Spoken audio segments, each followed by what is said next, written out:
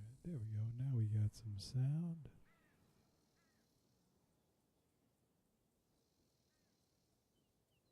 And it seems to be working all right.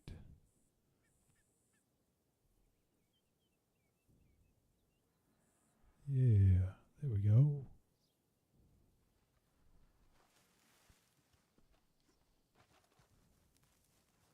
Alright, now we got that done.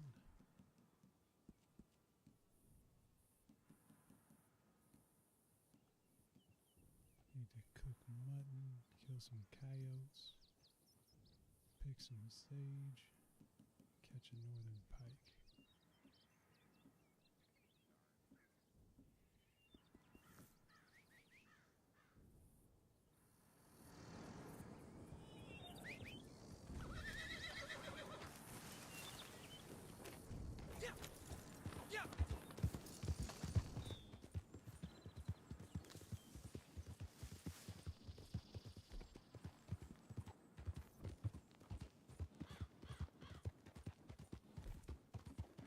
And we're gonna do that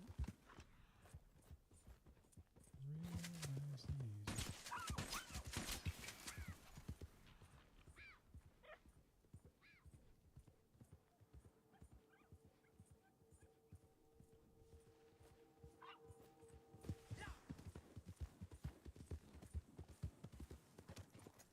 Now, I was on for just a minute earlier.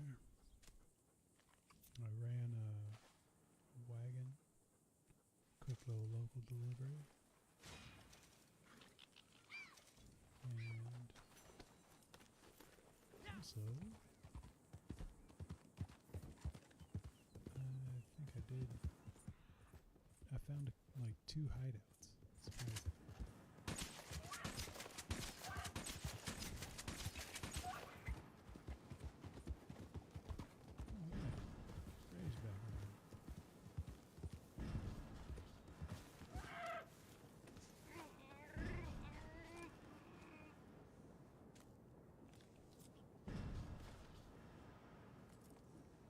That's pretty cool. Maybe out here somewhere.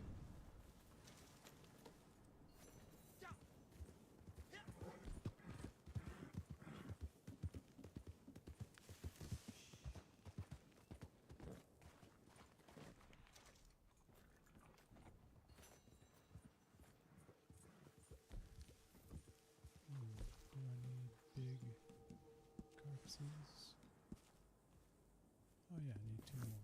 Alright, so let's move the camp close by.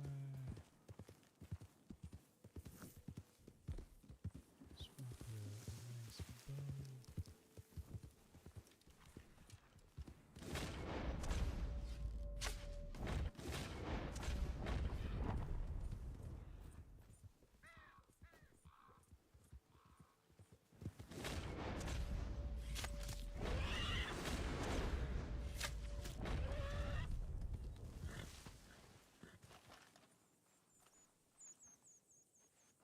We'll throw these bad boys on the back of the horse. And from there, I'll lasso the other one and drag it all the way to camp. Because I don't feel like whipping out my wagon.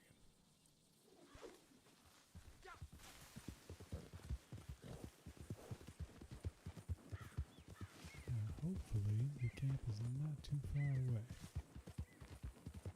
Is that a mustache in that picture? That's fantastic if it is. Bigger stash than I've ever seen.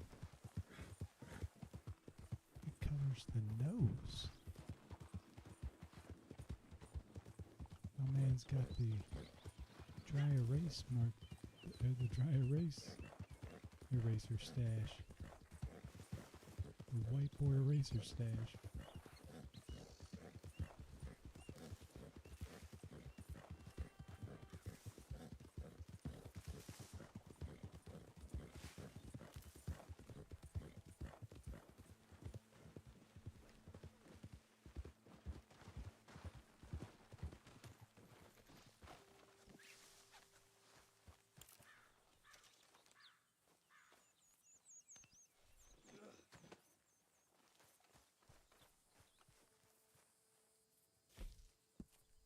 supplies are running down fast. Good stuff. All right, there's that.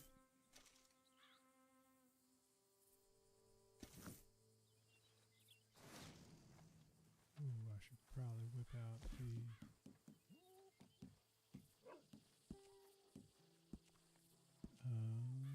some stuff for them to.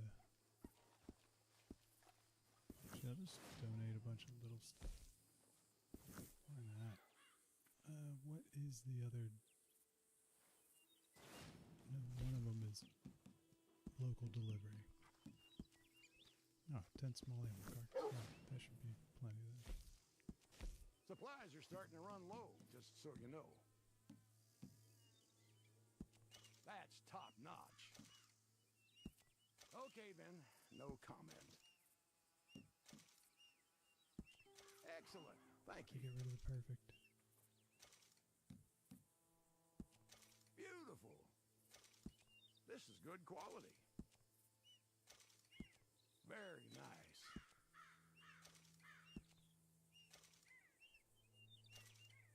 I think that was enough.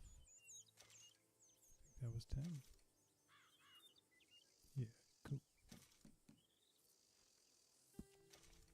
Donate some feathers. Just to pad them coffers a little bit.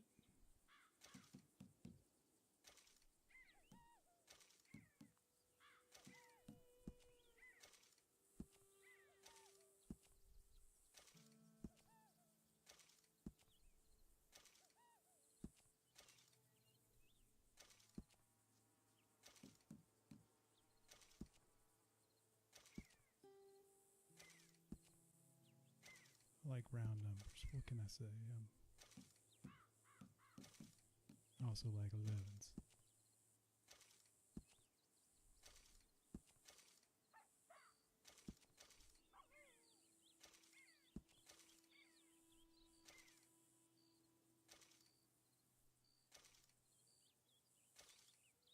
I suppose I could get rid of some of these 2-star and 1-star pelts too.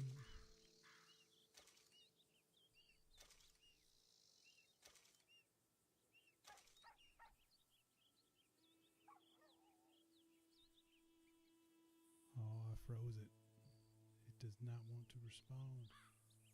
Alright, I might get some music going.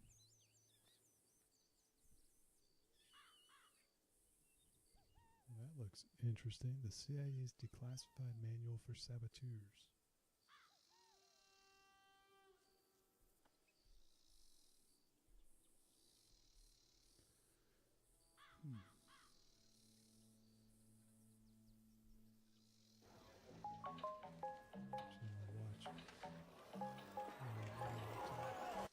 I told her, man, if we're going to make it official, she's got to get that DNA check. I'm not going to date a cousin again. Hey, man, do you mind if we stop at a coffee shop real quick? Yeah, sure, man. Please? Sure. I'll tip you real well. I'll even get you something. Oh, thanks, man. All right. Huh, awesome. Sweet deal. Sweet deal. All right, I'll just be a second. What do you want? Oh, yeah, thanks, man. I'll just do like a iced caramel macchiato, upside down, poured over, double shot of espresso, iced with no ice, blind a cup of caramel, no whipped cream, ristretto. Ristretto? Yeah, all three. All three of what? All three of the shots, man. Just make them ristretto. I'm going to leave my bags in here, okay? That's totally fine, sir. Hurry up, hurry up, hurry up, hurry up, hurry up, hurry up, hurry up. Next up. This is the channel. This is a bad idea. Hey, can I get a black coffee and can I get an iced caramel macchiato, upside down, ristretto? Ristretto. Yeah, all three of them ristretto. Oh, 3, okay. Okay, so that'll be $14.90. Oh, and ice, but no ice. I already put in the order. I can't undo the order. No, just do it the way it is. Just do it the way it is, okay? Quick.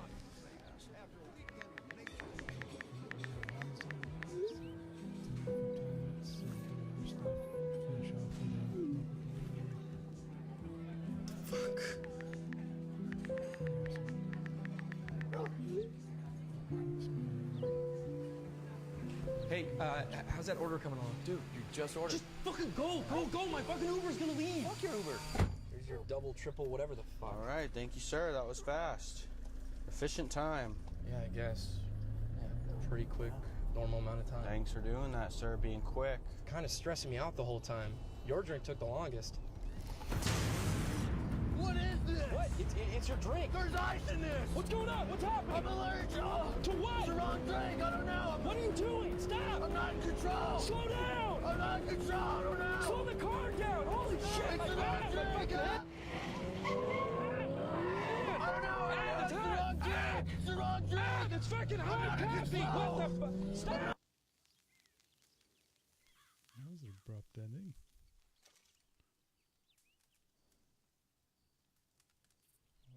He finally got caught. The world's biggest finance guru claims Rich Dad taught him to be rich, real estate rich. Hey, there's an author missing on the back of this book. Well, for the first time ever, I have hard evidence his whole story, although wild, is fake because I was a happily married, fat, beta male. Wow. That's simple. No. What? Hold that thought. This is the untold story of Robert Kiyosaki, and it is ridiculous. It took over a month for me to put this together, but I found out the truth. The real rich dad, the real poor dad, the real author, how they all got rich, the big lie. But does it even matter? This is a hidden camera investigation. People thought they were buying Rich Dad's real story, his secrets, but it turns out it was just a sales pitch for courses that cost how much? Our advanced training ranges from $12,000 to $45,000. And if we question him, If you guys are not happy about what I'm saying, leave. 45 grand in 2010 money? How did they pay for that? so he orders us to call our credit card companies right away and get our limits raised. Then challenges us to go big. Ask for $100,000. He even hands out scripts telling us what to say on the phone. We have some scripts. Let's just put 100 grand on a credit card. So the reporter goes up like, hey, but my dad says. Is there any risk to raising my credit card? Because my dad always told me, Were you here while I was doing all this, or you were out? No, I was here, but I know my dad has always said to me it's not a good idea to have it too Is your dad high. wealthy? It's okay. Is the Do what I tell you to do. good place for Northern Pet. Do it. Do what I tell you. Listen, you want 45 grand from a sucker? Start with, don't talk to your dad about this. He's a poor dad, a loser. Give me your money. I'm your new rich daddy. The rich dad speaker says he sold a mobile home for $32 million. Profit. But the reporters drive out to it in Saskatchewan and... Great skin. Thanks. I got Old Spice body wash to thank for that. Used for nothing's there. So the reporters go to Robert and say, why you rich dads always lying? He says, not fair. My partner's hired some fake rich dads. Not fair. Well, I don't That's mean not for you fair. to Okay, feel that's that you're not under fair. attack. I'm No, just no, looking that's for not fair, answers man. from That's people not we've been fair. speaking to. It's not fair. But then another hidden camera investigation just 3 years later found out this. Now, one of those stories involves a 75-year-old widow in Missouri who took out a second mortgage for the $35,000 cost of a Rich Dad seminar. She later filed a lawsuit that was settled with no admission of liability. I think it cost us about $15,000. We could have found all of the information they gave us in a book from Barnes & Noble. At least he can afford to laugh about it. That's not the case for Robert Maurice of Tennessee. Maurice and his wife later filed bankruptcy. The company, without admitting liability, agreed to pay the AG $500,000 plus another $194,000 in restitution to victims who attended seminars. Nor was there mention of this. One of Kiyosaki's companies, Rich Global, filed for Chapter 7 bankruptcy last year after getting hit with a $23 million court judgment.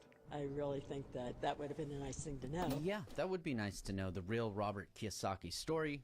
And I have it here for free before you take out a second mortgage. See, Kiyosaki divided the world into rich dads, we'll say alphas, and poor dads, his dad. He calls them losers. But this is what most people have: go to school, get a job, get a 401k, and save money. Loser. Those are his betas. And I know it's dumb, that's an alpha, a vicious, young elephant seal. But you'll see why this whole idea destroyed him. Why would you portray your own father as a poor dad, a beta loser? My real dad, or my biological father, was the head of education for the state of Hawaii. I call him my poor dad simply because he was a high-paid government official. He made a lot of money, yet at the end of every month, he was broke. Broke at the end of each month? Why? Ralph Kiyosaki had 4 kids. That's why people with 4 kids don't have money or dreams or ambitions. Kiyosaki means pure in Japanese. And Robert, your father was pure, right? He was a school teacher? I hate school. But why do you want to I hate school. I hate school. Marxist. You want to be a Marxist? Okay, forget it. I was saying Kiyosaki. You're Japanese. Even the most beta, baby, Japanese man will explain to you that they would fight you with a katana for even suggesting they call their father a poor dad, beta loser. Your father was the head of education of all of Hawaii. The trouble with academics is they're fakes. Ran for lieutenant governor as a Republican. You call him a socialist. The moment my dad, poor dad, declared he was going to run for lieutenant governor as a Republican, which proves how stupid he was in Hawaii, because he should have registered as a communist. He'd been a lot better in Hawaii. That's not cool. Don't call your dad stupid. That's another beta move. It's just... The academic system of communists. Just like my poor dad was actually a Marxist, because he never read the Communist Manifesto. But he believed in teachers' union. Okay, but Dr. Kiyosaki didn't just believe in unions. He became the head of all of Hawaii's teachers' union. That's gangster. It sounds like your dad was an alpha rich dad Hawaiian legend. Or was he a very bad man to you? When I was 15 years old, I had a bad year. I was failing in school. They threatened me. The school system threatened me. They said I was a stupid kid. I wasn't going to amount to anything, I was going to join my sister's class because they're going to set me back and all this. And here's my dad, the top educator in the whole Hawaiian system. And he looks at me like this, and all he says to me is, screw. He says, don't let them ever take your spirit, son. He says, in my eyes, you can never fail. I will love you always. I will always love you, he says, screw him. You're no different than anybody else. This is a scene right out of Forrest Gump when they tried to kick him out of school and his mom says, "You are no different." Your boy different. His IQ 75. And then she did screw him, literally, to keep her slow child in school. Your mama sure does care about your schooling, son. And both Forrest Gump and Robert Kiyosaki would go on to achieve great wealth despite these cognitive setbacks, but make no mistake, their parents made great sacrifices. Now, the only quote I could find from Robert Kiyosaki's first ex-wife was about his poor dad. In my mind, he was not the poor dad.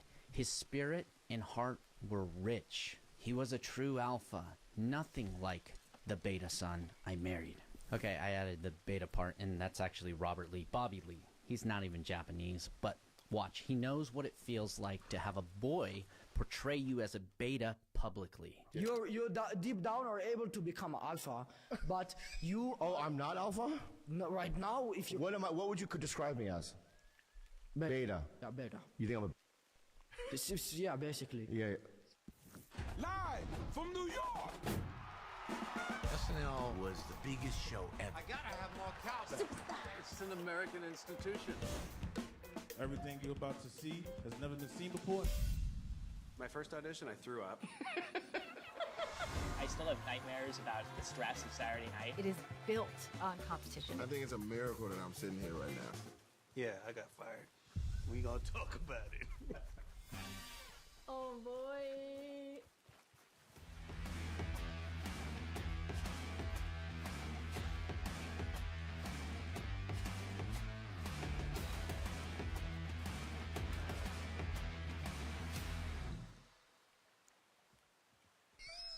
It's unfortunate you had potential. You ever had a 17-year-old call you a little...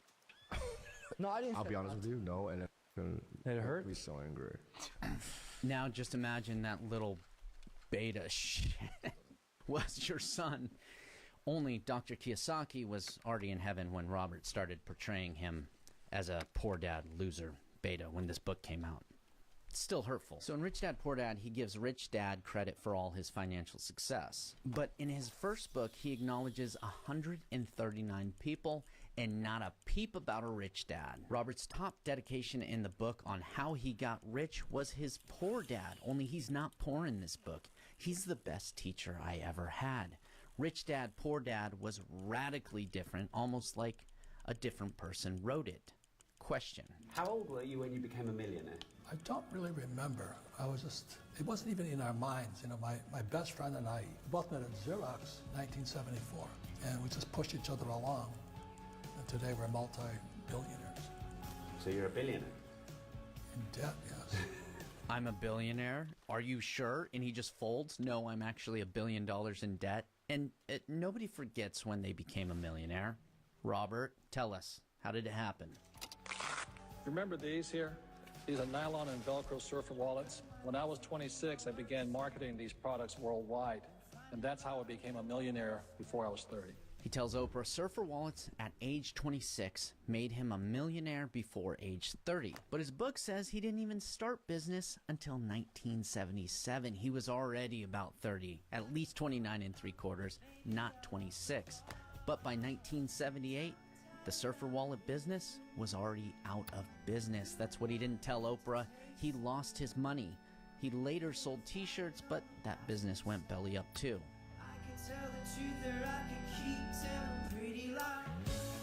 And when he says he lost his money, take a guess on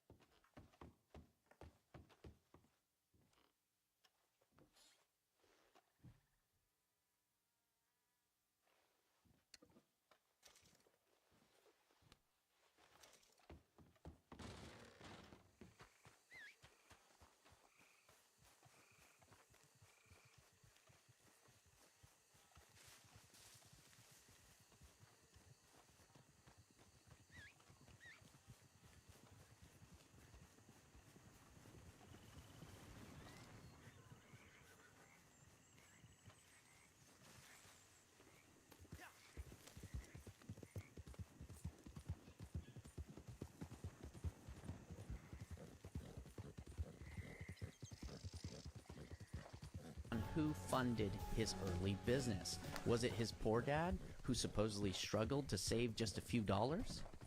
Yes, Robert swore it couldn't fail, but it did, and his father said nothing about his life savings and only asked what he learned from the lesson. Poor dad. Robert, how much did he lose? A few $100? So I raised another $100,000 from my poor dad. My poor dad second mortgaged his house. He's a good guy, my dad was. Rich dad turned me down. He says, why should I give you money? You're an idiot. You know, he says, you have a bunch of crooks as partners, which was true. $100 grand around 1978. That's like $1 trillion today. I don't care how he got it. $100 grand cash back then was rich. This book should say, Rich Dad D gave me so much money, I'm beta. But by 1981, Robert lost everything, and it had jeopardized my father's property. Robert, don't you think that's pertinent info, that you made poor dad poor? But Robert says it was the best thing to happen because that's how he learned to be rich. He has a point, and this is what I don't get about poor people today. If you're poor, just ask your poor dad for like $100 grand. 1978 inflation, ask for $1 million today. Ask your poor dad for $1 million and learn to stop being poor. Now, Rich Dad, Poor Dad, different story in 1978. He was a top salesman at Xerox.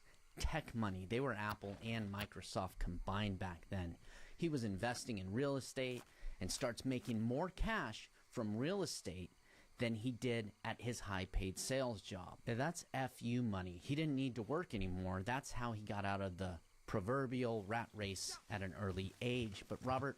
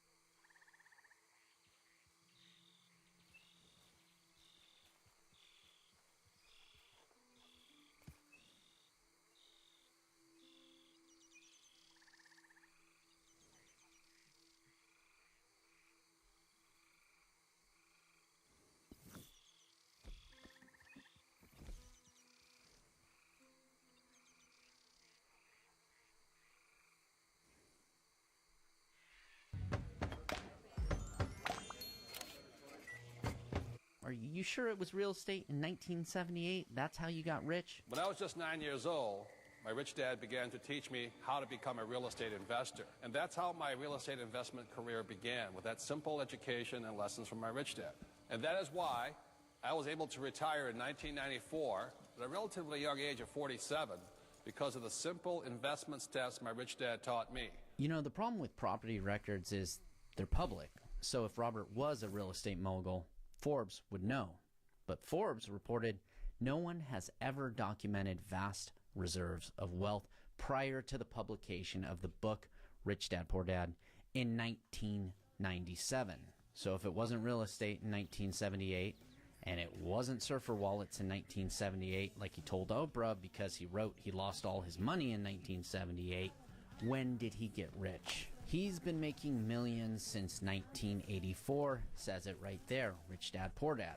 Question then, Robert, why do both you and your ex-wife say you were nearly $1 million in debt and sleeping in a Toyota Celica in 1985? And there's nothing wrong with a Toyota Celica. I had one, fantastic car, but why not spring for a more spacious 1985 van? If you've really been making millions since 1984, there's just no need to make your wife sleep in a little car. Seriously though, what would you do?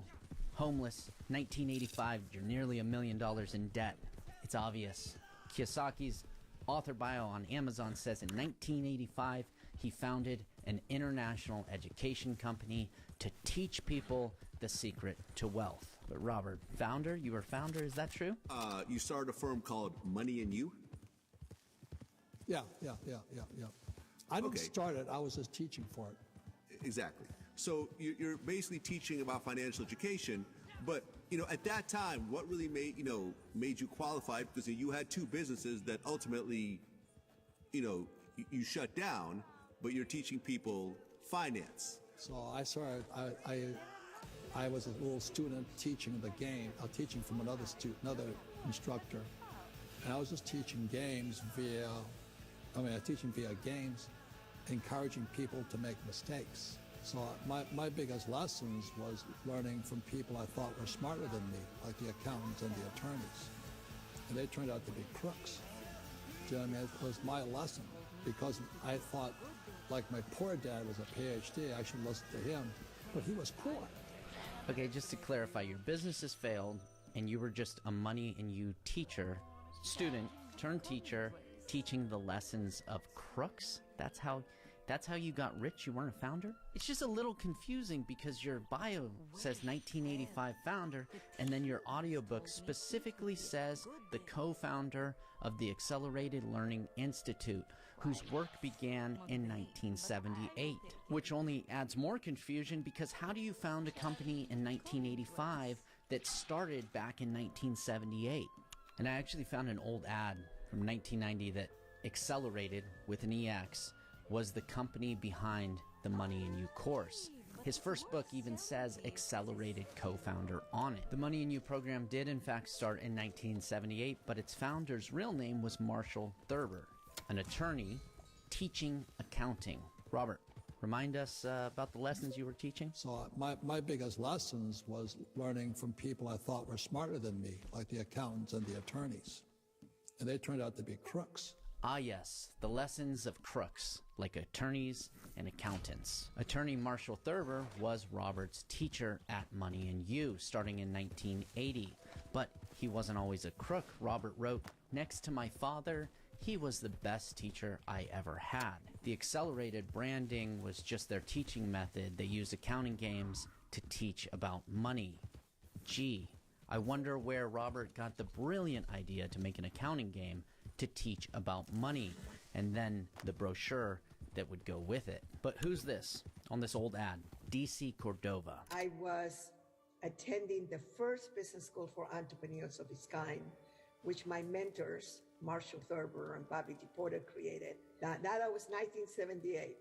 By 1979, when I was 29 years old, I was already running a company. DC Cordova quickly became the CEO and owner of the Accelerated brand, including Money in You. Now, CEO Cordova, what was it like to be the little partner of this giant, just alpha leader named Robert Kiyosaki? Actually, how does it feel, the fact that he was my partner?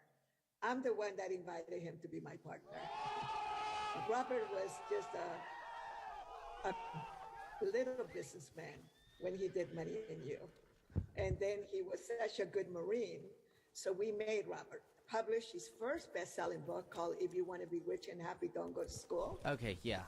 Apologies. That makes more sense. CEO Cordova is definitely alpha. DC Cordova inherited all the intellectual property in 1985, became the owner, and brought Robert on not as a founder, but as a partner. She called him a hungry dog. And that's because she's the alpha. CEO Cordova made Robert the face of her Australia expansion, and he had charisma. Everything was going fine until October 1993, when an Australian news show, it's like 60 Minutes, aired a hidden camera investigation and blew up the entire business. It's disturbing. Watch. For me, I haven't been subjected to brainwashing, and I think if I was, that would be pretty close to what it would be like. Don't forget, this deal is too good to miss. Get $1 hot coffee, $2 iced coffee, and $3 Monster Energy drinks. Rewards members, redeem your bonus offers every day, as many times as you want. Now through February 16th. Gotta have a Wawa. It's the Ashley President's Day sale going on now. Feel the freedom to get your best rest ever with up to $200 off adjustable bases. Plus, you can snooze now, pay later with 0% interest for 60 months. Shop more deals in-store and online. Only at Ashley.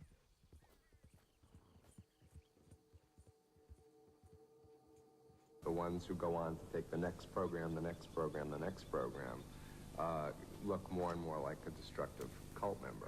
James was the one who could not walk away. So what is this? This is the money in your seminar? Yeah. He went from one course to another. He took it into his business, his family, and sold it to his friends. What is going on here? In the end, his family spent $20,000 having him exit counsel by Stephen Hassan. Stop. 20 grand for courses in the 90s. No wonder his family, probably a poor dad, ruined everything with an intervention. That happened because I was effectively controlled by the use of neuro-linguistic programming on a very intense daily basis. I wasn't keeping contact with money and you because I didn't have to. I'd taken some of Robert Kiyosaki's best friends and put them in my business. I had money and you on tap on a daily basis in my office. I don't know why I'm here most of the time. You know, it seems like one day I just sort of 1985 I said, take me, Great Spirit, show me where to go, and I wound up here in Bondi. Now, this investigation only confirms Robert was making lots of money as a teacher in 1993.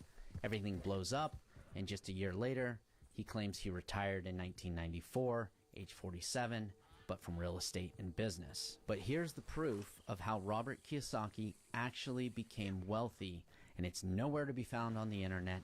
It's hidden in a book, and not a very good one. I have become wealthy and financially independent through teaching. I was financially able to retire at age 43 solely through my earnings as a teacher.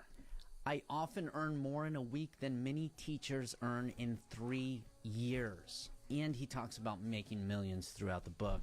This is a done deal, not real estate. When I was just 9 years old, my rich dad began to teach me how to become a real estate investor. And that is why I was able to retire in 1994 at a relatively young age of 47 because of the simple investment steps my rich dad taught me. Not business, solely through teaching. Proof, just a student turned teacher. I can tell the truth or I can keep telling pretty lies. There's something really disturbing here in the book that I gotta mention. He found a communist boy. Well, Robert, you tell it. When I was in Vietnam, I had a chance one day to shoot a little boy. He was a Viet Cong in my aircraft, and I grabbed the kid, and he grabbed me like this, and what he did was he bit my hand, and he kicked me right here, and all of a sudden I got really quiet. I just pulled my gun out, and I heard the Marine Corps saying to me, just a little, you know what. All of a sudden I looked in his eyes, and the kid started to cry when he realized I was going to kill him at that moment. No, you can't just the little boy for kicking you. He wrote it was the code of war. No, there is a code of war, and that would be a horrific war crime. In fact, 18 U.S. Code 2441 says if you can't fight a small child and even put pressure on the trigger, they kick you out of the military for being too beta. That even today they do that. And then you just walked away like you went AWOL, a serious crime? And at that day on, I refused to fight again for the U.S. military. Robert, I'm just going to ask you straight up. Were you a liar? Because this story makes no sense. No, I mean, I told you the story. I got court-martialed for lying. So I sat there one day, I couldn't stand lying anymore. So I said, Captain Abrams, I said, I'm going to tell you the truth. And the reason was I was an entrepreneur. I got caught. Like one of my first things I got caught at is I was flying women in my helicopter. The second time I got caught, I was flying women in my helicopter drunk. And when they opened up my helicopter, I landed back at the Marine Corps Air Base in Hawaii. The first thing that fell out were my beer cans, and then I fell out. At the end of it, I said, how many years will I get? And he just smiled at me, this little Jewish captain. He looks at me and goes, you're free. Congratulations. Honorable discharge. Son, thank you for telling the truth. You'll have an honorable discharge in 6 months. And at that day on, I refused to fight again for the U.S. military. One of the hardest decisions I ever made. And that's when I learned, Vlad, one of the most important lessons in life, the truth can set you free. And ever since then, I'm kind of a stickler on it. When I catch somebody lying, I get a little bit upset, you know. Shocking. A failed Robert Kiyosaki business involving serious fraud, lying, and people getting screwed. Entrepreneur. You think these women actually paid him money? Did they at least keep in touch with you? Well, after I couldn't fly them into the deserted islands in Hawaii, my sex life was none. Sad. They used him. But why didn't Robert end the communist boy? Because now he brags about... Listen to this travel hack. All right, let me set the scene. You're staying at a hotel. You could have the same exact room and amenities for less... The commies.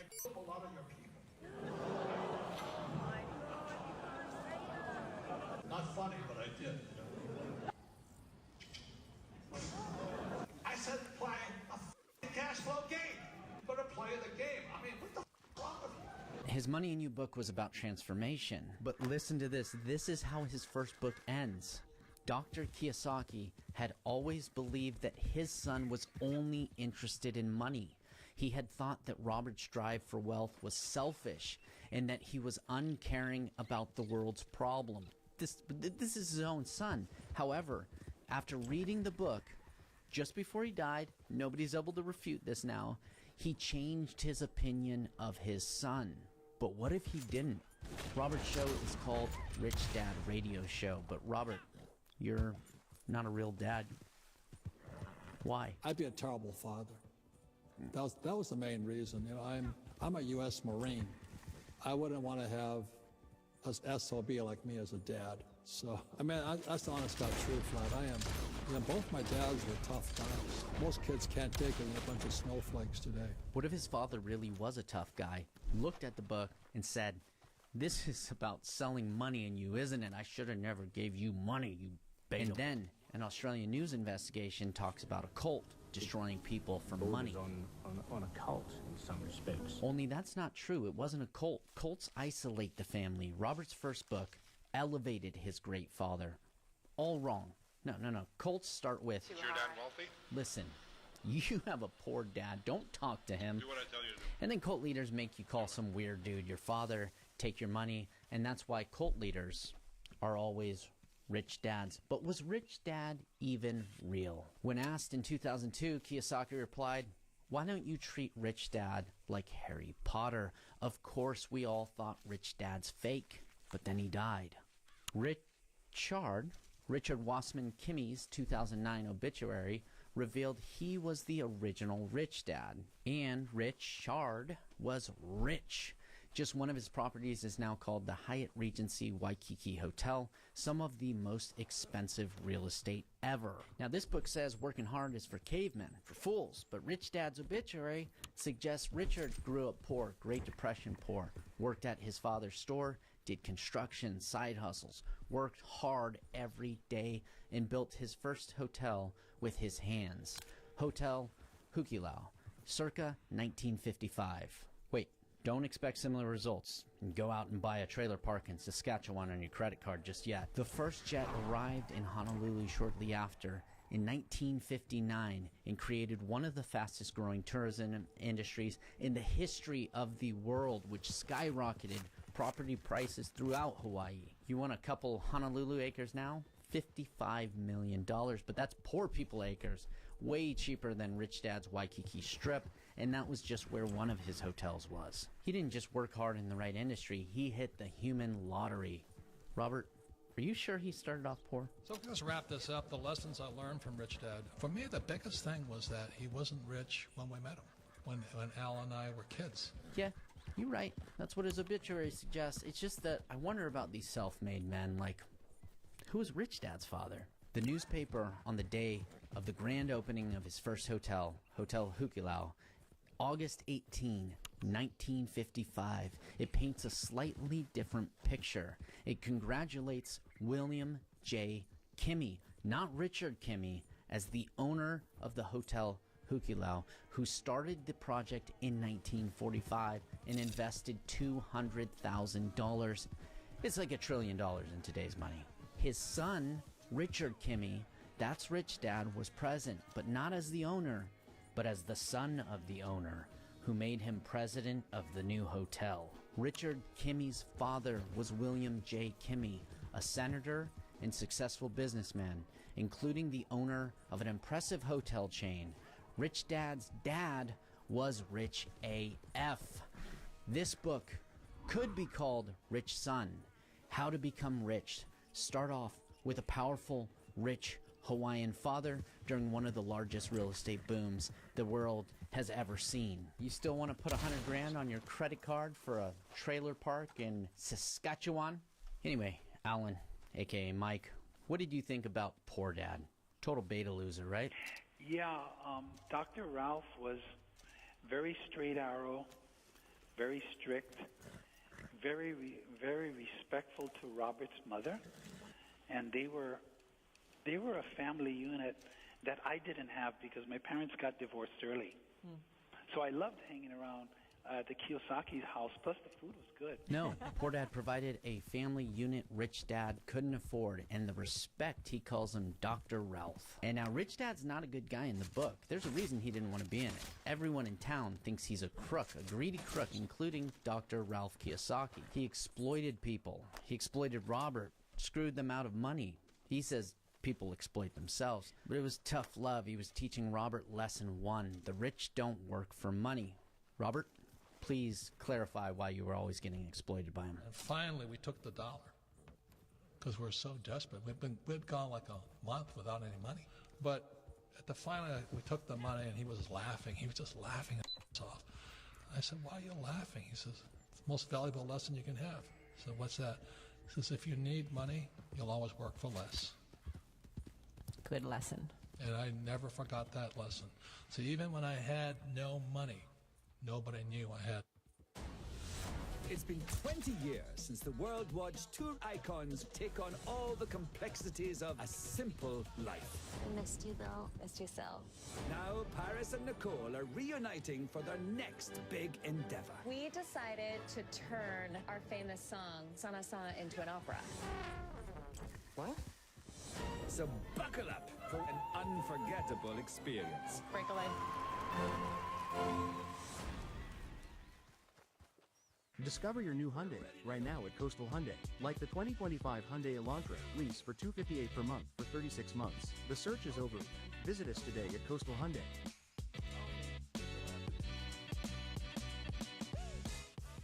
No money. Good lesson. Somebody send this secret to the children mining cobalt for iPhones in the Congo. World hunger solved. And maybe he was just laughing because he was just a mean old man exploiting children for fun.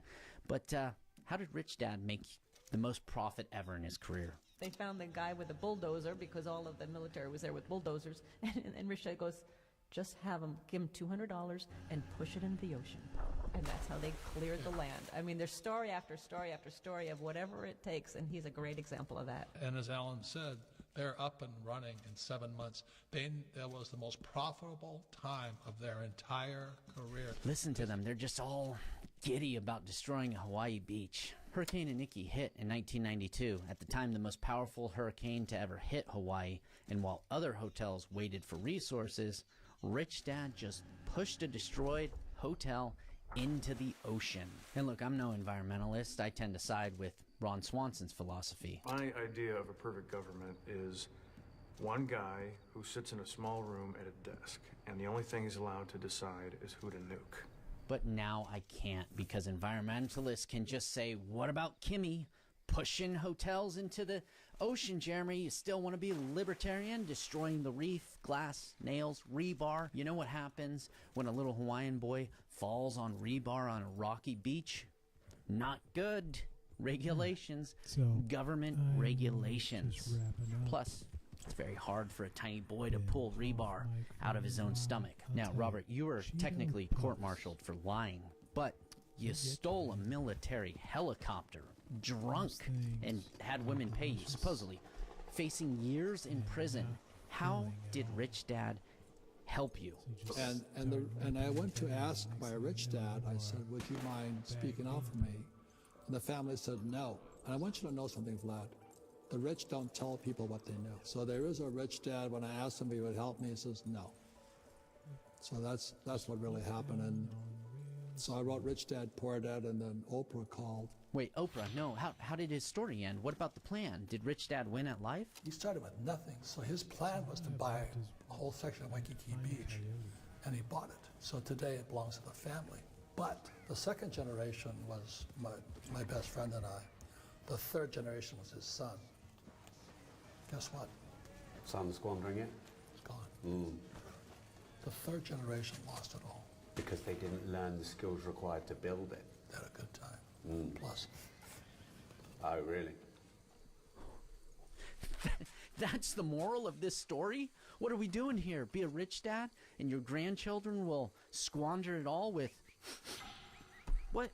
Why'd you really write this book? The fact of the matter was I created this board game called Cash Flow. Yeah. And I couldn't sell the board game. So I had to write a brochure. And the brochure I wrote was Rich Dad, Poor Dad. So the real fact of the matter is Cash Flow is about accounting. Rich Dad, Poor Dad is a book on accounting. And if you ask him, it's just him alone in the desert, bored, writing a book on accounting. And I just wrote because I had nothing else to do. Otherwise, I'd watch TV. Sharon, how did you write Rich Dad, Poor Dad? When I wrote it, I was determined to write it where we would take the complex subject of money and make it easy to understand. So that was the goal. I wrote as I speak so that people didn't get turned off by grammar or that type of thing. And it was actually written as a brochure to promote the game behind you. Oh, really? Wow. Yes. I met Robert at a beta test of the game, and I had already built a global brand of talking children's books. And during that process, he told me he wanted to charge $200 for the game, and this was 1996. So that's pretty pricey. Maybe you should write a brochure that explains the philosophy that people can read, and then they're willing to invest the money in the game.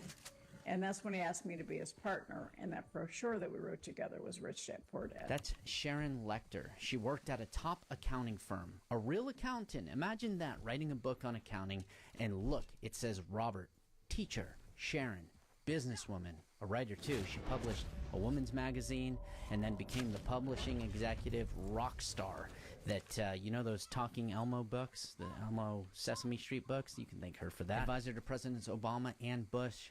She's obviously alpha. And look at her LinkedIn. It says Rich Dad, founder, not co-founder, and CEO. Robert wasn't the CEO. She ran the show and was responsible for the growth of the largest personal finance brand. So I took him for 9 years to one level, got him prepped up, and he called me on the phone when he met Sharon, because she was going to be the one that took him to the next level. And she's sharp. I saw a Grant Cardone interview.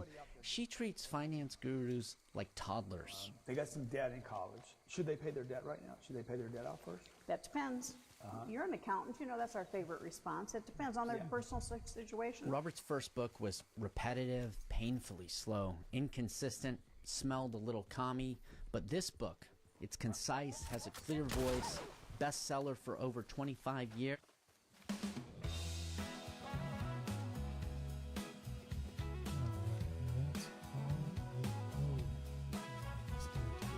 Showdowns. So I'll just do showdowns real quick. I have to finish a showdown and I think get 3 kills. It smells like a CEO alpha wrote it. And obviously no alpha woman calls her own dad poor. Robert Kiyosaki was willing. He had charisma. He's what other alpha female leaders might call a hungry dog. It wasn't possible without her. There's no way. And I think by removing her name, he loses all credibility. Sharon also just happened to co-write 15 Rich Dad books. What a coincidence. And Sharon was the publisher for the first 1 million copies of Rich Dad, Poor Dad, selling them right out of her house. 1 million copies, that's unheard of. How did you pull it off? You find somebody that's already in that geographic location, and they can take what you do and spread it in their world. It's win-win. Lesson 1, the rich don't work for money, but she's too smart to say who was working for free. Who'd she exploit? Rumor has it that Amway promoted the book, made it a bestseller. To promote multi-level marketing, Amway paid $56 million after being accused of a pyramid scheme to exploit people. Rich Dad would say they exploit themselves. But other than this old video of Kiyosaki promoting MLMs, there's zero proof online that he became rich and famous off the back of this pyramid scheme. I found nothing, and I can find stuff. Unless, Robert, is there something you want to add in your old age? Was the interview with Oprah, is that what kind of put it over the top? That was one of them, but I was already on the bestseller list. So when I published Rich Dad, Poor Dad, nobody would buy the damn book. And I was very much against network marketing. You know, the pyramid scheme, all the things they say about it. So my friend told me to shape up and shut my mouth and go check them out. So when I checked out network marketing, I said, oh my God, they're doing what my Rich Dad told me to do, is learn how to sell. So in my little book, Rich Dad, Poor Dad, I put network an asset is a network marketing, assets, liabilities. I said, you build a network marketing building, it's business, it's an asset. And guess who bought the first book? An Amway distributor. That's why I love old people. They just don't care anymore. So the goal of a pyramid scheme, it's like what Rich Dad preaches. It's the goal of an alpha elephant seal. The alpha battles to get to the top, hurts nearly everyone below him, exploits them, and takes all the spoils for himself. He screws, literally, almost all of them. Now they say that's just doing business. Business is risky, but an FTC study on their website found it's not comparable to business. And less than 1% of MLM participants profit. Alphas take it all. Everyone else below them gets screwed. Problem is, human alphas aren't real. I know, I've been a sarcastic prick.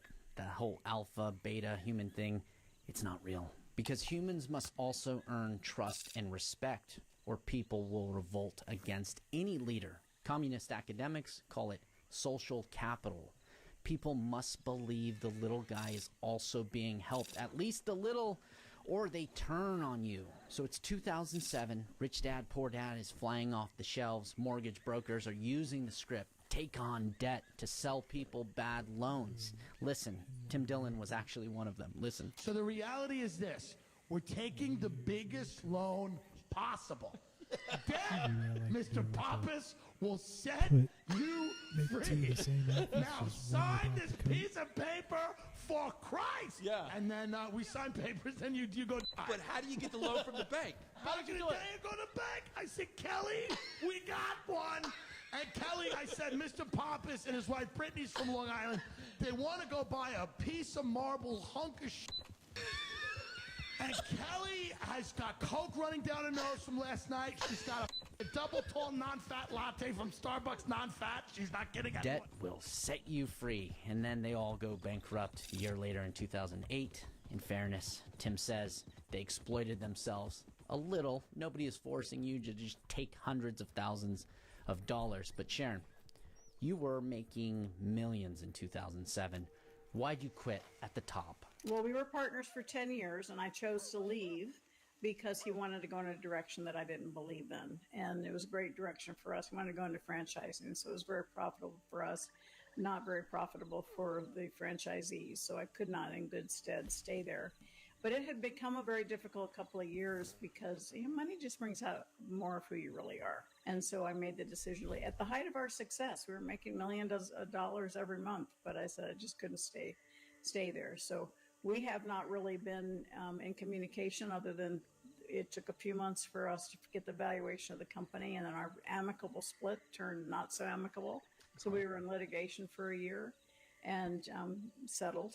So, in essence, I was able to walk away the way I wanted to. And then 11 years later, he sent me a letter of apology. But other than that, we haven't really been in communication. He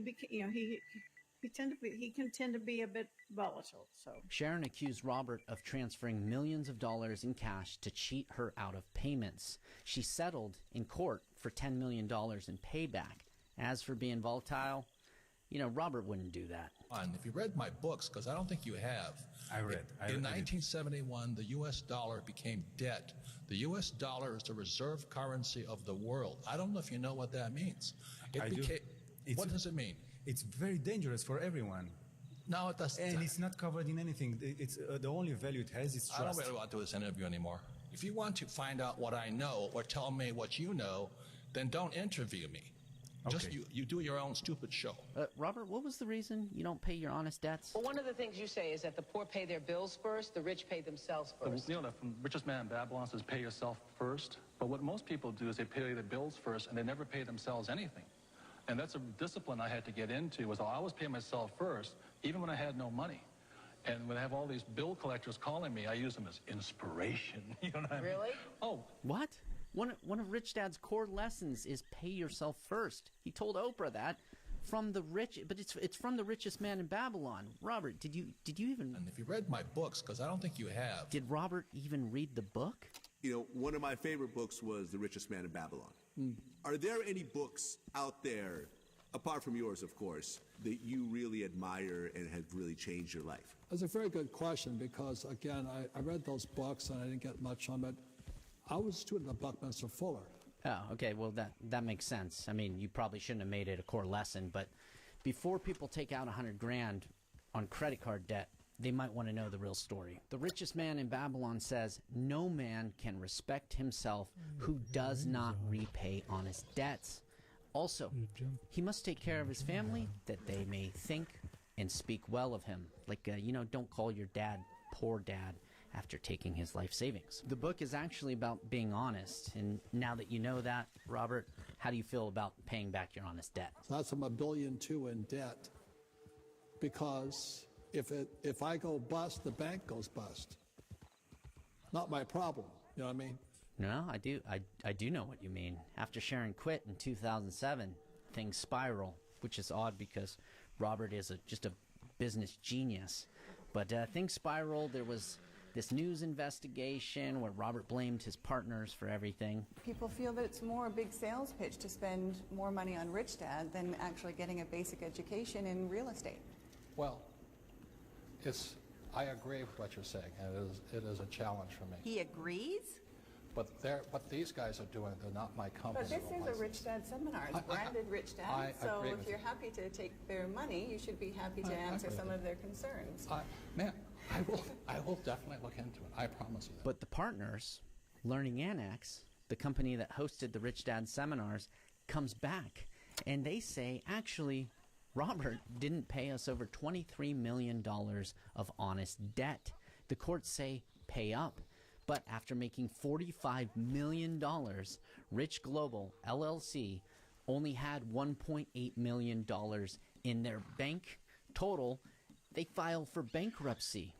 Robert, can you talk about where all the money went? You were just in one pocket, and where'd the rest go? I'd really rather not.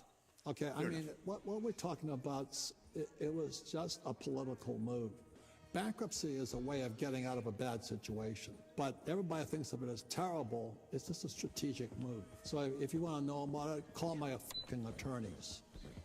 Well, fair enough. We're all friends here. Well, you have been very public about how this all somehow turned you into a beta. Your wife left. You've talked about it on a lot of Cool Guy podcasts. Can you at least talk about that? So I've had so many horrible partners. It cost me $30 million to get rid of my last one because they're scumbags. Now, this is where my wife stepped up and where I didn't, Rich. She cleaned them out. I didn't really care how much they stole. But my wife did, and Kim, she's a beautiful blonde. She's thin, but she's not weak. And she went in and fired them all. She cleaned house. And that's when she cleaned house with me, too. Okay, yeah, I actually believe that. Clearly, these women are all alphas. They took advantage of you, and you're not fooling anyone. But how are you getting back? How are you getting back to alpha? Did you go through betatization through 1,000 concessions? Yes, it's not cheating her that counted. It's I stopped chasing excellence. She never did. I was pushing, double XL polo shirts and 40-inch waist, and I'm a Marine. You don't do that shit. And so today I'm down to a 32-inch waist and a 40-inch chest. I'm in the stacks, like you say, 5 days a week now. And I'm making more money. I'm working harder. As I say, the more I chase excellence, the more women I have. Oh, no, Robert. This is where things went all wrong. Your whole life, you got it all wrong. Elephant alpha seals are actually very big and fat, and they destroy everyone else for mating. The females literally can't get away from them. The alphas are just too fat. Humans are different. They can just walk away slowly, and if they think it was all about money for you, they'll just slowly walk away with all your money too at the first chance they get. The only reason getting rich and fit worked for Forrest Gump, his love, Jenny, came back, was because she was poor and had AIDS and wanted to take advantage of a cognitively impaired man. But Robert, don't think that's all it takes. Forrest Gump also had a heart of gold. built a lifetime of trust, and paid back all of his And even though debts. Bubba was dead, and Lieutenant Dan said I was nuts, I gave Bubba's mama Bubba's share. Oh, I forgot to mention the most important part of all of this. There was a critical warning in The Richest Man in Babylon. I wish you read it, Robert. If you're not honest, you don't build that honest trust, you don't respect your family, you don't pay back your honest debt, your wife will leave you, and you will be forced to leave Babylon, because you will be Beta, and everyone will know it. The end.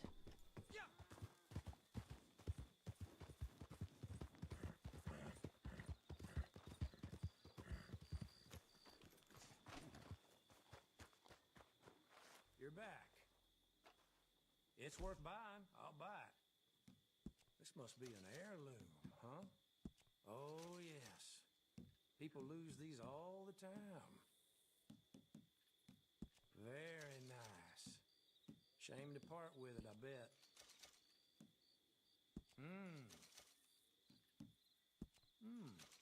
Come across a few of these myself.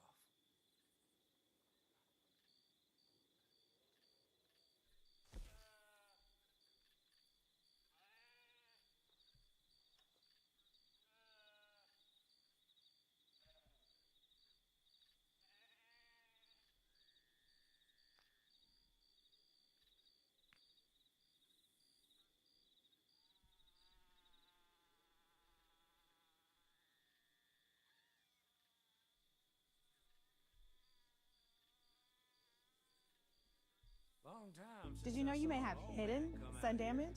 Olay Complete gives you daily sun protection plus 24-hour hydration. 98% of women prefer Olay Complete SPF 40 to the leading brand. Try Complete today. Only Olay. The motivational video. Try gummy vitamins from Nature Made, the #1 pharmacist recommended vitamin and supplement brand. 10 years ago, I wanted to figure out how to do music full time, after loving it so much growing up. But I had no idea where to start. I've learned so much that I wish I knew back then. And if you give me 9 minutes, I want to share with you 9 of the most potent lessons I've learned over the last 10 years. These insights aided me through album releases, tens of millions of streams, and building a career doing what I love. I learned a lot of this the hard way, so you don't have to. Let's do it. Number 1. It's 100% possible. The story I heard was that music is a risky career. Only the best and luckiest make it, and you can't make good money otherwise. I met people who wanted to do music but didn't because it was irresponsible and there was no money in it. All the advice from responsible adults and careers advisors at school really stuck with me, so much that I chose to do biomedical engineering at uni. I thought because it was more academic and responsible that I should do that and only do music on the side. In the end, I spent 2 years and a lot of money forcing myself to do something I didn't really believe in, with no time for anything else. I just wanted to do what I'm doing now. What I realized since then is this: if you feel called to do music or anything creative, lean into it. It's not just possible, it's important. The world needs more people doing something that lights them up, simultaneously inspiring others to do the same. You're not just chasing a dream. You're courageously building a meaningful life you genuinely love and sharing that love and courage with others. I can't think of anything more valuable. There's an endless list of ways to make a really good living in music, and you can mold the lifestyle that works for you. It doesn't really matter what you do. If you do it well enough, you can earn good money doing it. Age, money, and location matter so much less now too, with the internet and affordable gear. You can do it. The first step is to know that. Number 2, bet on you. Be the main character.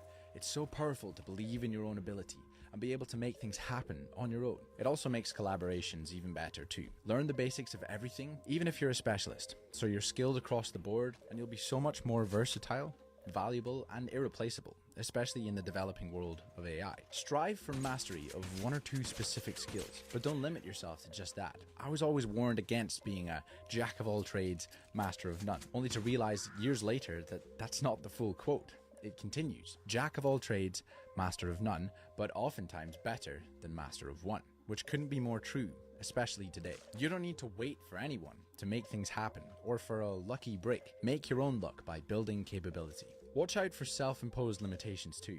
I used to think I was just the musical one and not the technical one, which was just untrue. Rewrite your story. It's not that you can't do a thing, you just can't do it yet. Play into your natural strengths, yes, but don't create needless weaknesses either. 3. 1 + 1 = 3. It's important to grow as an individual, but the growth and joy you will see through working with good people is like no other. We're social creatures, and the musical pursuit can become a very lonely or isolated one. You may have heard the quote, "If you want to go fast, go alone.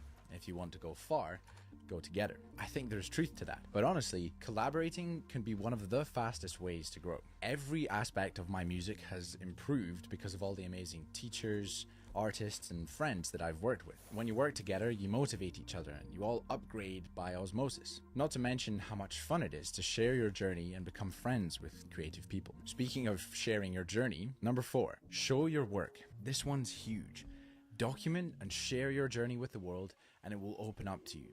Finish songs and release them. Take risks. Post the thing. Don't worry about making things incredible from the word go. Worry about having incredible consistency, creating and finishing ideas regularly. The first few things you post are probably gonna suck, and that is perfect. You did the thing, and now you have all of this feedback to improve with. If you want to collaborate with really good people, you need a portfolio of work so that they have a reason to want to work with you. A crazy number of my collaborations all stemmed from Finn finding a cover I posted on YouTube. Through that one connection, I ended up meeting and working with a huge web of people. If I didn't post that video, none of it would have happened. You don't even have to do it for views or networking either. Videos and songs will be valuable to you forever. Don't let perfect be the enemy of action. If you've been waiting for a sign to put yourself out there, here it is. Don't overthink it, just start. Putting yourself out there will also harness the power of community by connecting you with people who share your goals. One of the best communities that I've been blown away by recently is on Sonos Voss. It's like a way more optimized version of SoundCloud, but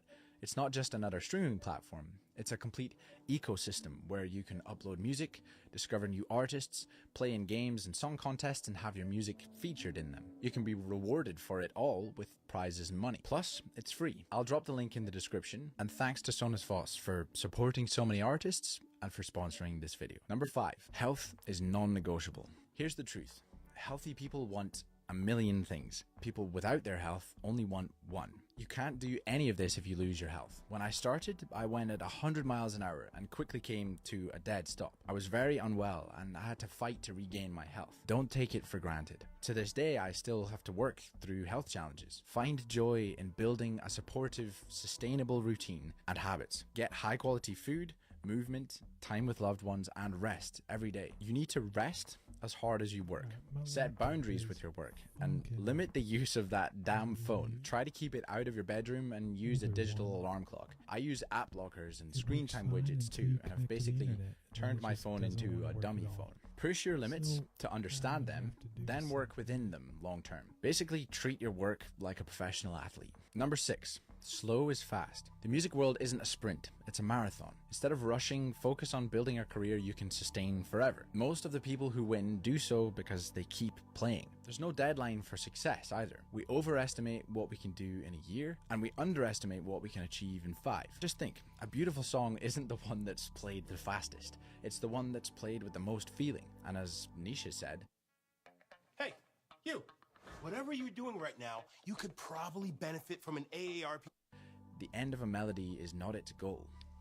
Take your time, enjoy the ride, and trust that your path is unfolding as it should. Number 7, lean into the legal. You have a choice. You can be empowered by it or be intimidated, and avoid it until it comes back to haunt you. Making music is fun, and learning legal terms isn't as fun, but being exploited and undervalued is the least fun. Music law and contracts can feel overwhelming, but the right knowledge is more accessible now than ever. You don't need to be an expert, just know enough to identify fair terms and spot red flags. You can even use tools like ChatGPT to help. Of course, it's important to get genuine legal support when you need it, but you need to understand enough to know good advice from bad. Learn what your rights are and how to read contracts.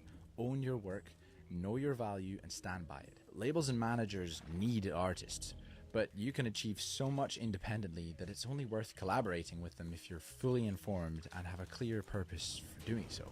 Don't be afraid of discussing things. Aim for a win-win with everyone and trust your gut.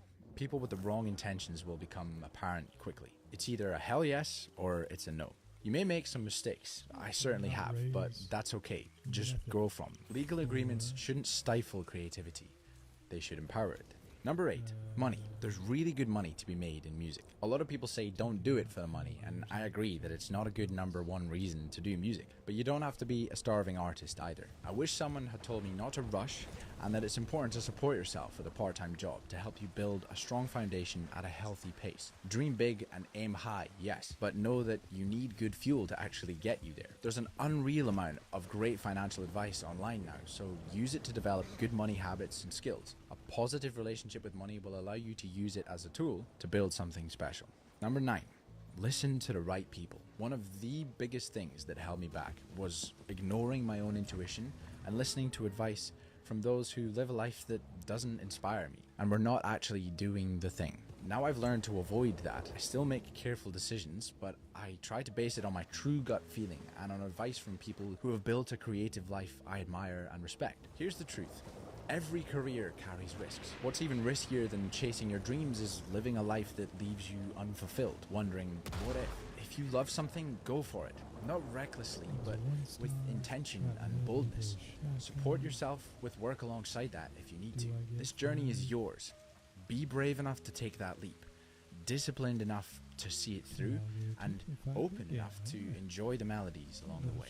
I want to make the comment section of this video a resource for people. If you're at the start of your journey, ask any questions you want. And if you've got experience, what would you tell yourself 10 years ago? Also, I'm starting a monthly newsletter that will have a combo of my favorite songs, videos, and quotes from that month, along with a hot topic discussion and a question I will answer from my audience. The link is below. It's also a great way for me to connect with you directly without relying on an algorithm. You may be a regular viewer here or a new one, and this is your first video. Maybe the algorithm will never suggest me to you again, and this is the last video from me you'll ever see. If it is, then I wish you the very best of luck. But I hope you'll stick around to listen to some music and connect with me and the community, which you can do by watching this. Watch how coconut oil affects belly fat. Is coconut oil a superfood or unhealthy sludge? The answer is both, depending on how you're using it. See, coconut oil is packed with MCTs that give you the gut-boosting weight loss benefits of a keto diet without the extreme diet. It's a phenomenal way to help slim down without cutting carbs or anything from your diet. But here's the secret.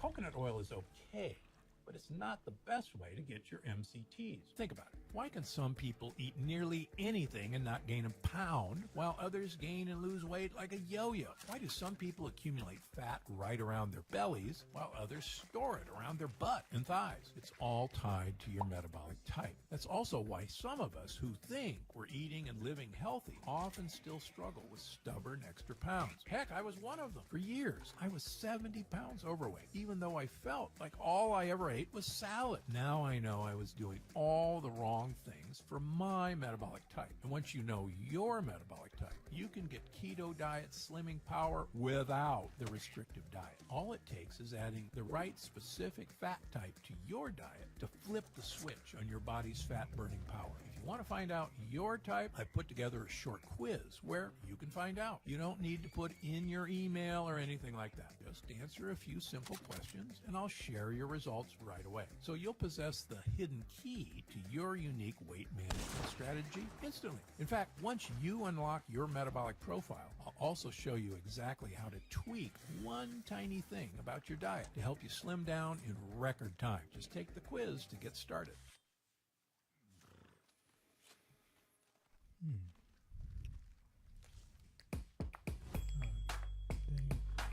Makes match more happy with game.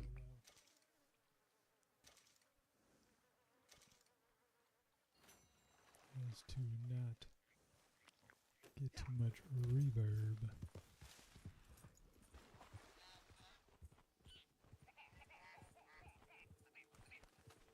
Of my monitors. The mic.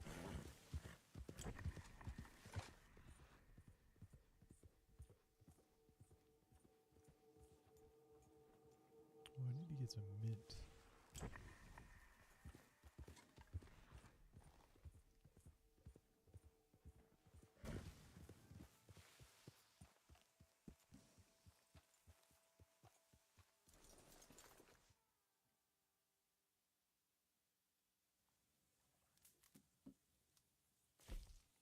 Why is no one playing showdown series or shootout series? I don't get it.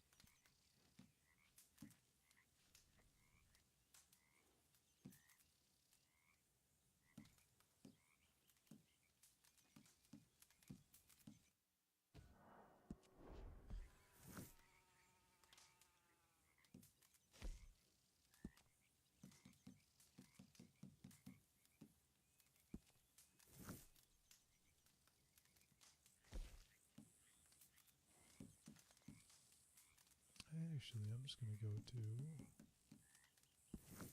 Valentine. From Valentine, it's an easy jog down to the river. And then there's mint as far as the eye can see.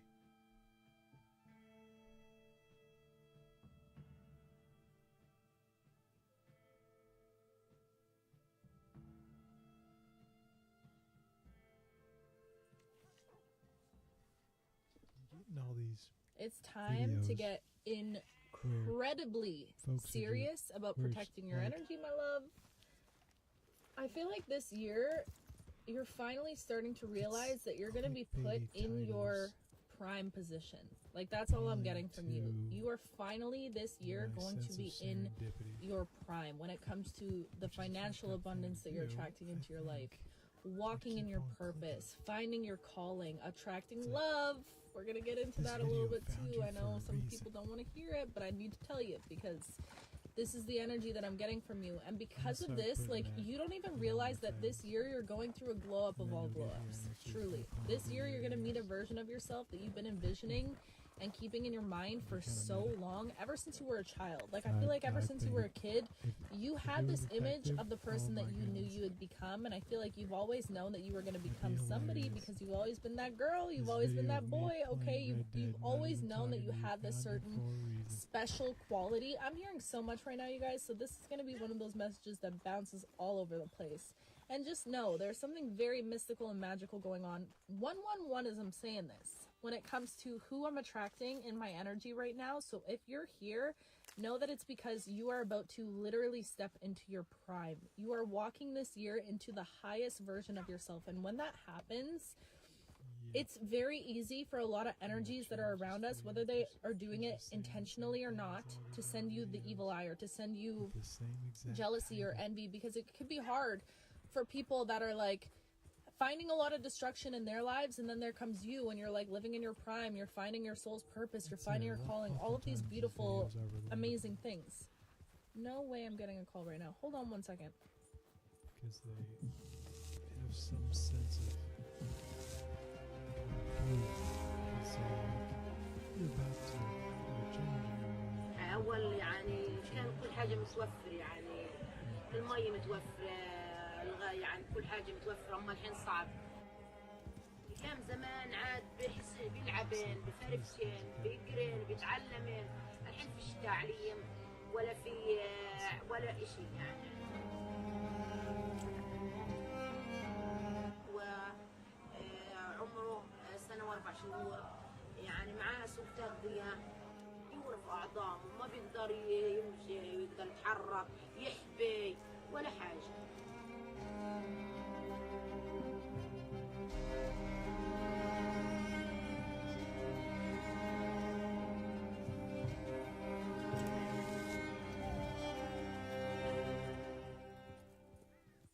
So Davi and Rue are huge food lovers, and we're very excited to share with you the food that they eat. And a big thank you to the Farmer's Dog for sponsoring this video. The Farmer's Dog is made with real, fresh, healthy food made with whole meat and veggies. And this is what their personalized fresh food packs look like. It's portioned for Davi and Rue based on their personal needs, and it's ready to serve. It's convenient and developed by board-certified nutritionists, and it's highly digestible. They're very excited about their food, so let's head on over to the kitchen.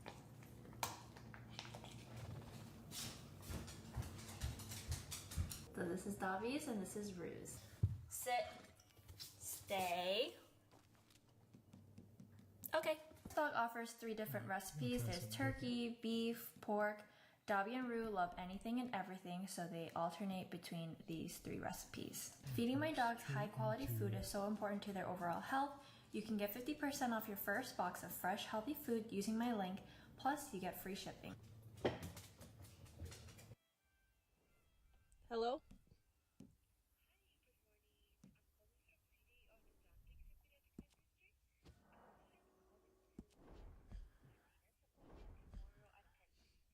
Yes, I'll be there. She was answering the phone in the middle of a YouTube call, and the video has 258,000 views from 3 weeks ago. I'm betting all because it has those 2 factors, the motivation factor, they make you feel good about yourself, because it's titled, "You're About to Be Known Worldwide," appealing to people's sense of ego, and this found you for a reason. There's serendipity. So ego and spirituality, serendipity, whatever you want to call it, seems to thrive and blossom on YouTube. So I'm gonna have to start clickbaiting that sort of title in all my streams.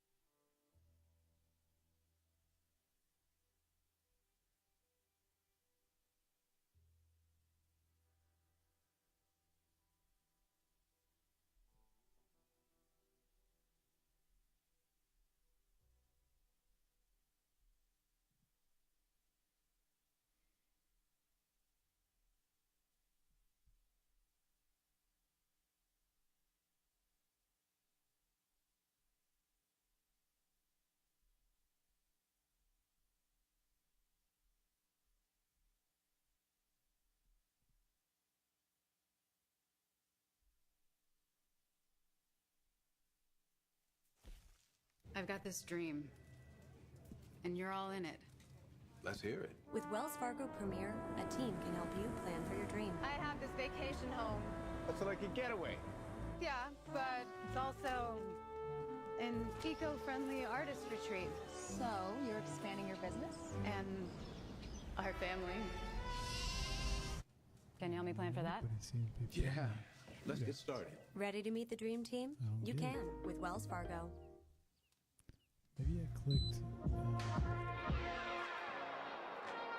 featured series last time. That might have been my Race of Kings.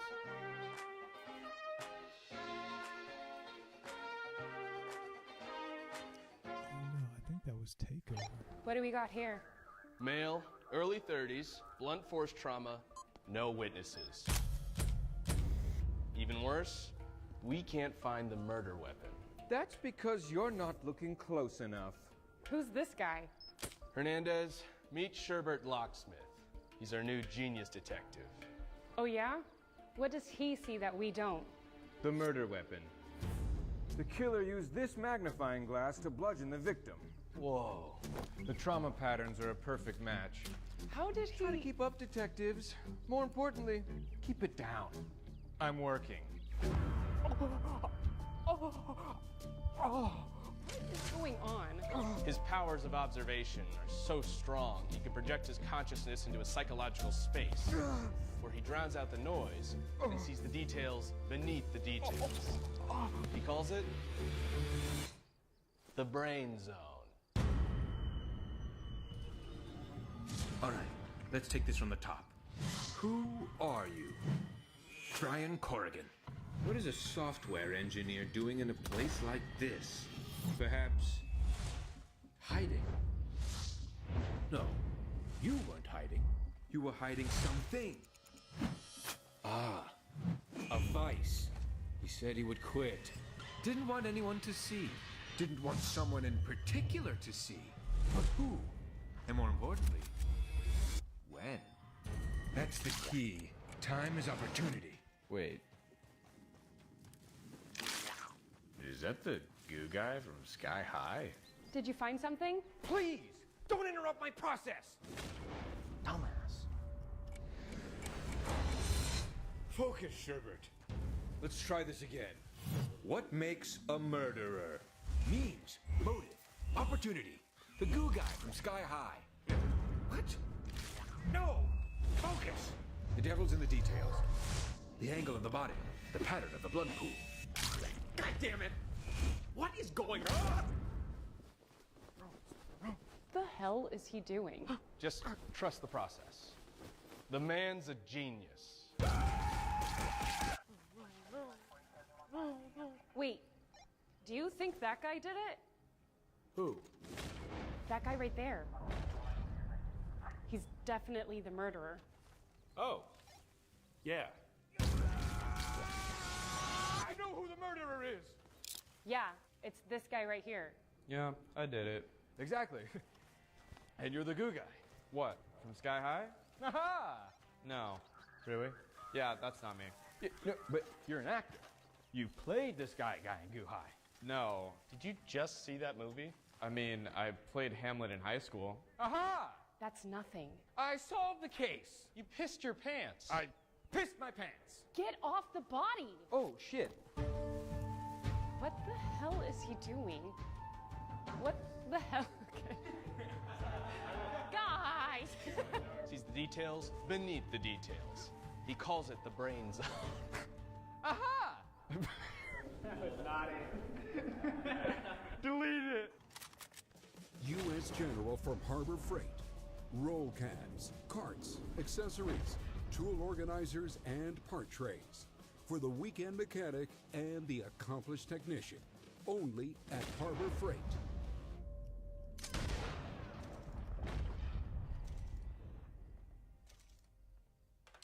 Through Hims, you can find personalized weight loss prescriptions, including GLP-1 injections and oral medication kits, 100% online, so you can feel healthy and confident in your own skin. GLP-1 injections starting at $165 a month at hims.com.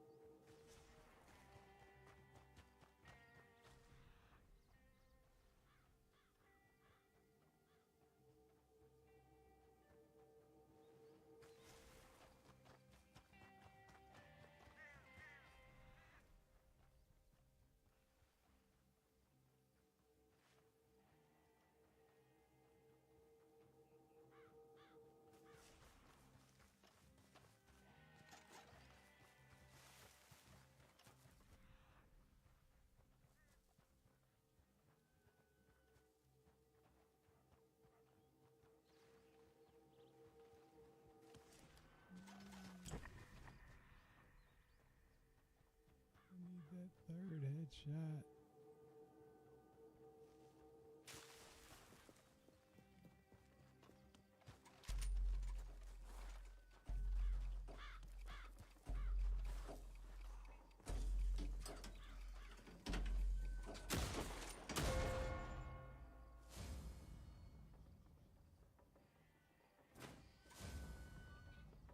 Boomer.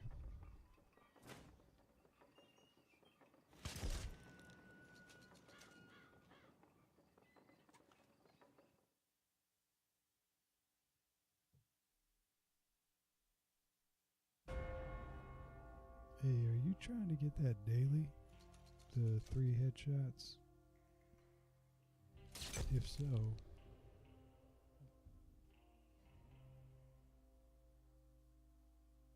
so, I can. We run it back. I don't know if anybody else is gonna join, but I'll meet you somewhere. I need one more.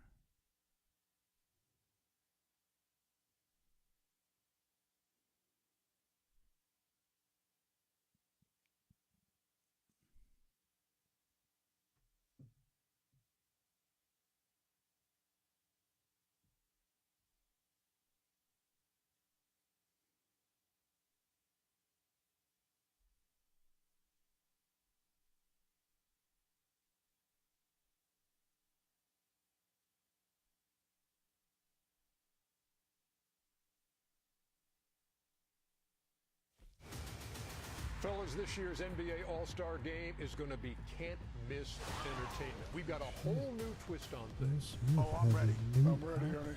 Coming out. It's fucking.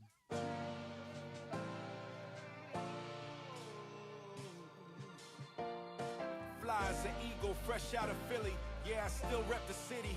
Mirrors on the wall, worth $500 million. Cause I'm an icon, somebody you could base your life on. That you should place your sights on. Shot on Canons and Nikons. Turn the cameras and lights on. I've been about the action, master actor. I still rap, feel like Mike when they turn the mic on. And I got will until the wheels fall off. That's just the will, I am my will. Power, got these cowards saying, goddamn. He just won't quit, won't fold and won't switch. I wrote the code, I'm Mr. Smith. Cause this is the Matrix, this is my regular basis. I am ahead of you players, I'm playing my aces. Every card with the faces. I am a king with a queen, reigning supreme. Been through the rain, mud on my feet, tracks in the street. Pain can be steep, mask off, see my face ain't clean. Did my dirt, made it hurt worse. Went to church feeling cursed, worked on myself, Kintsugi first. Couldn't tell, I've been through hell on earth. The truth and it burns, you live and you learn. No, I'm like Confucius, see life is confusing. I hate when I lose it, but I face the music. Why did he do it? See, I'm only human. It's the beautiful scars, yeah. It's the beautiful flaws, yeah. I done fell about 1,000,000 times. Now I rise up and get closer to God. It's the beautiful scars, yeah. It's the beautiful flaws, yeah. I done fell about 1,000,000 times. Yeah. Now I rise up and get closer to God. When you keep it G and beat the odds, that's what you call God. Closer to God, like I'm in a synagogue. I had to quit tripping over shit that isn't worth the fall, you know. Back against the wall, my whole life a work of art. Younger me will blame everybody else like it's they fault. Till you realize you a walking magnet, so you the cause. What's your vibration? How you pour back in yourself? Yeah, what's your libation? Hydration. A lot of advice I'm not taking. Gotta take these with a grain of salt, just like any recipe on how to make it look. Cause Mr. Anderson and Mr. Smith, we decoded the codes. I got tired of being over control. Learning as I go, learning as I grow. I don't gotta do this shit over and over. Quit asking me dumb shit, you know what's to know. It ain't the end if I don't get the credit. I'm a living legend, I'm a die legend. I ain't trying to get it, bitch, I gotta get it. It's the beautiful scars, yeah. It's the beautiful scars, yeah. There are no limits ascend through the universe. I believe in me like it's religion, but I am the only one who converts. Conversations with the congregation, the scripture is in the verse. I manifest through my mentality. The only real is my reality. I rebuild with the broken pieces that are shattered on the floor. I am healed by the deepest teachings that were given by the Moors. The codes of my lineage, I'll be around for another millennium. Climbing the ladder to heaven or helium. Seeing the suffering, dreaming of healing them. You are the one in a million billion. You are the answer. You are the the power, you are the principal. Every second that you're living is pivotal. Anything that's broken is remixable. Even when it's not physical, you are not alone. Trust the invisible. Ancestors flex when it is critical. Top of the pyramids, I am the pinnacle. It's the beautiful stars, yeah. It's the beautiful flaws, yeah. I done fell about 1,000,000 times. Now I rise up the gate closer to God. It's the beautiful stars, yeah. It's the beautiful flaws, yeah. I done fell about 1,000,000 times. Now I rise up the gate closer to God.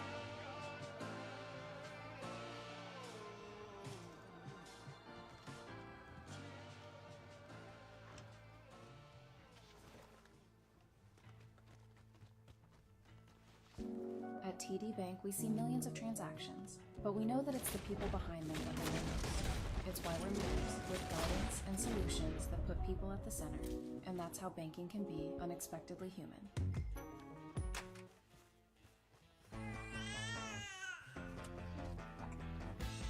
Waiting for the break of day. Wanting just to stay away.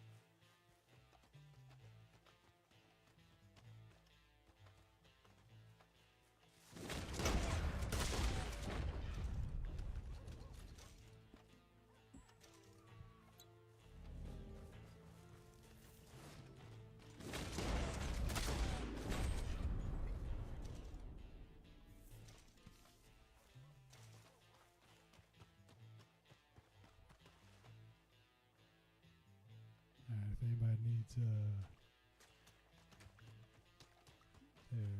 3 headshots, I'm at the bar.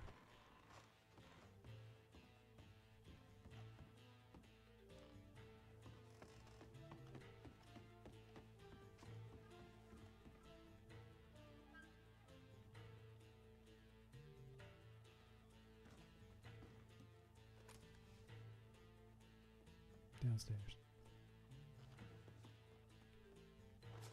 Oh, that's not a headshot.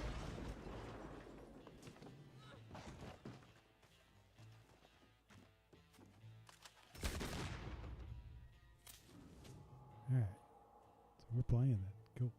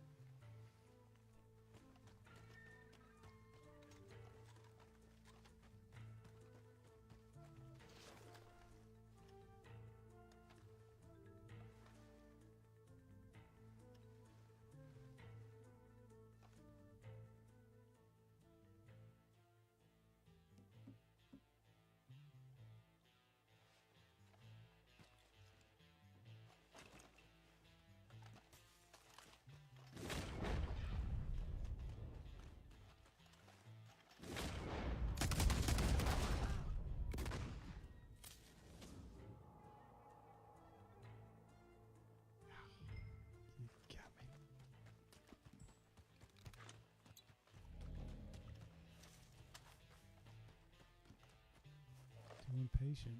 I don't like waiting around.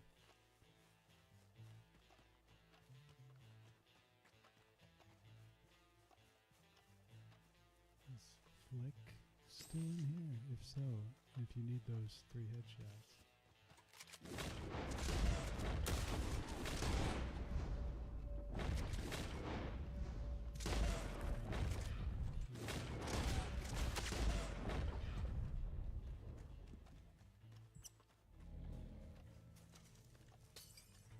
Just getting behind the bank.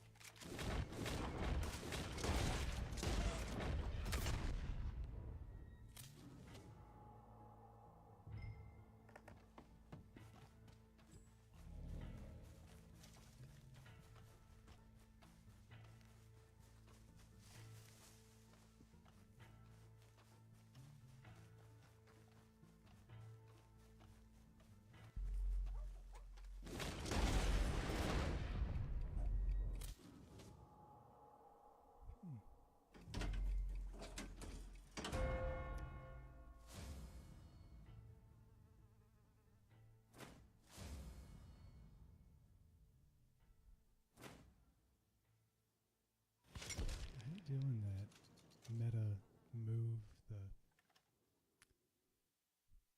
wait for them to pop up and then dive while you dead-eyed, but hey, you're decent at it, so respect, but not a fan. It's too much of the same thing. And I don't even practice it, so it could just be me coping.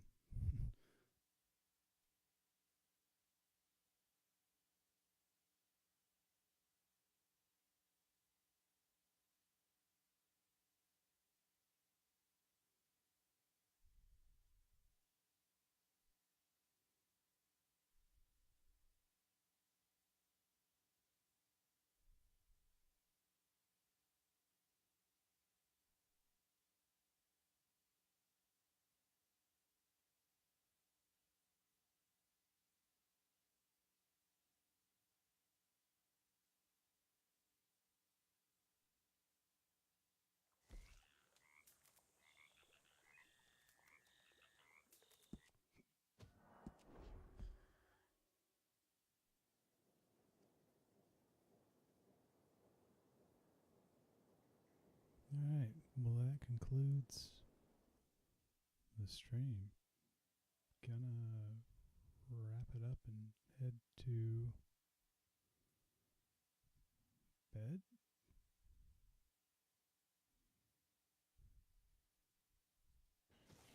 Question mark? Oh, I didn't even put my background up. It's only halfway up. Alright. Well, it's been good. JK. Ooh, I am going to see if there's a cougar nearby, though.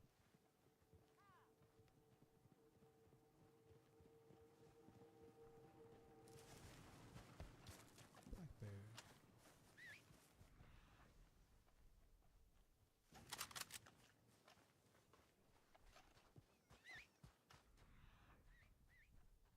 I hate to wreck a 3-star.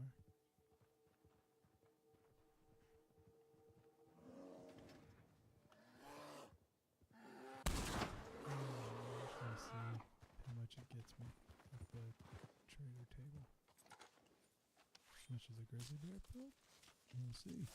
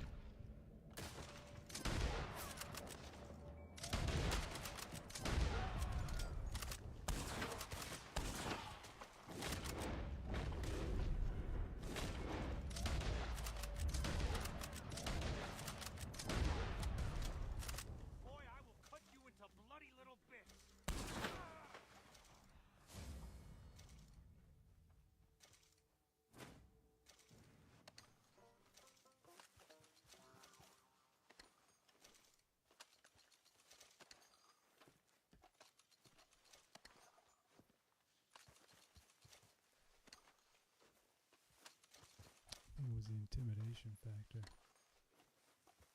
that got me last time. And the match was too fly to fit.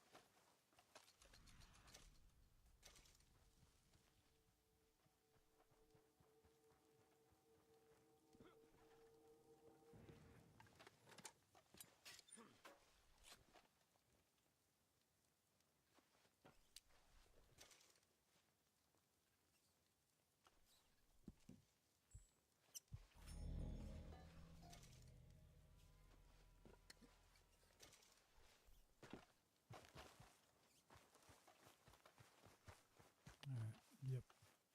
Wrapping it up. All the dailies done. Much longer than I expected, especially those last two.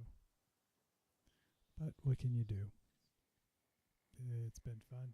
If you watched, awesome. Thanks for hanging out. If you didn't, go eat a butt. Alright, love you. Bye.